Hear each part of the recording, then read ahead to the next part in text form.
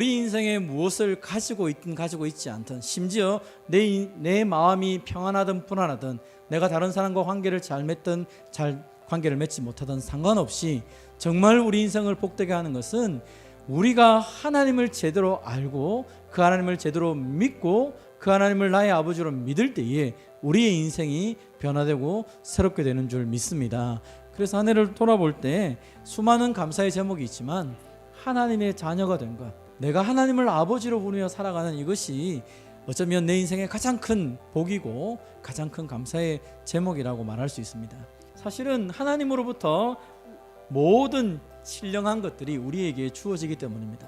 그래서 그 모든 것을 가지고 계신 하나님, 이 시대 사람들의 말로 표현하자면 가장 위대한 아버지를 가지고 있는 우리가 바로 영적인 금수저로 살아가는 사람들이죠.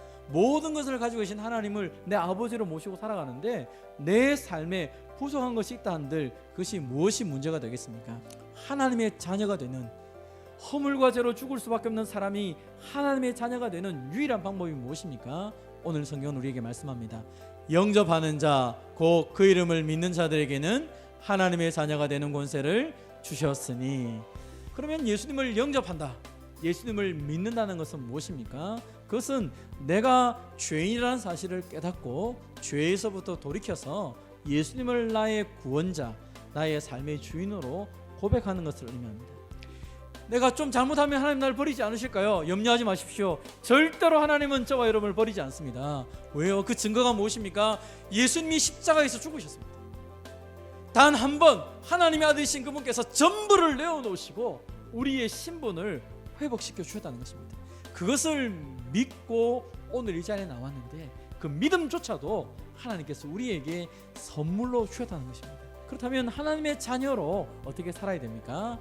하나님의 자녀의 권세를 누려야 합니다.